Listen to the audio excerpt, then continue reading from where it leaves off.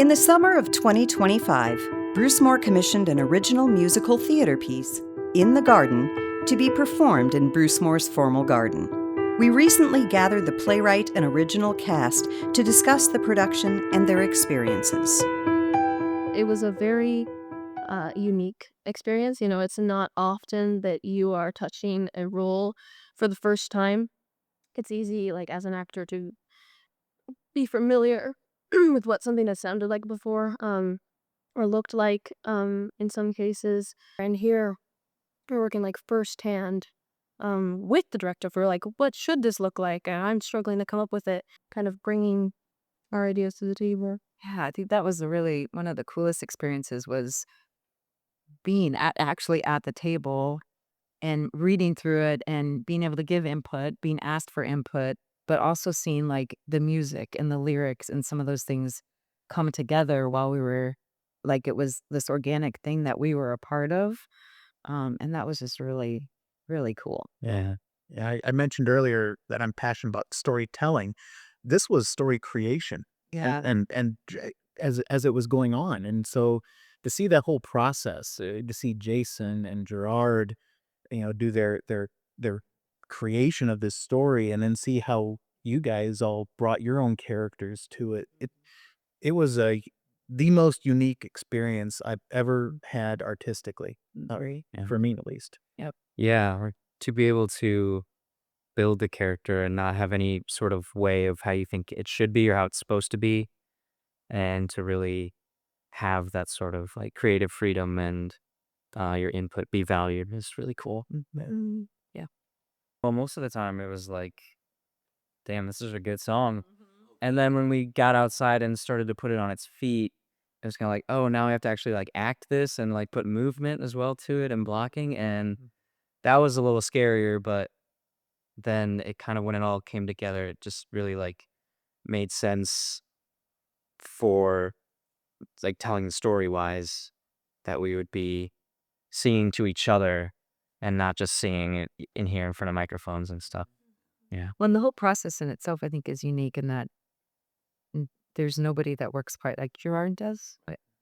But just his process is completely different than anything that we're normally accustomed to. But it works. I mean, and in the way he can just be like, oh, I can change that, or oh, let's do this, or it works. So that was really unique and exciting and different, and made me more confident. You said confidence made me more confident in my ability, too. Yeah, it certainly stretched me as an artist in ways that I've never been stretched before. I don't think any of us sang the song as it was originally presented to us. And for the creative team, Jason and Gerard, to allow us as artists trying to also do this for the first time, I feel like there's certain elements of songs that I sang that I was able to bring to it, and they allowed me to do that. It was a collaboration, I thought. And so it goes back to this whole idea. I love storytelling, but this was kind of a creation process the whole time, and that was just really neat for me. Yeah, Gerard's like his unique process going from a demo of him singing it and where it fits in his body and his voice, and then being like, okay, I need to learn this and figure out what does this like really sound, because it's a big difference, like hearing him sing it and like hearing myself sing it, or like any of us, that it was always exciting. It's like, okay, now I'm gonna learn this song, and then get to start to play.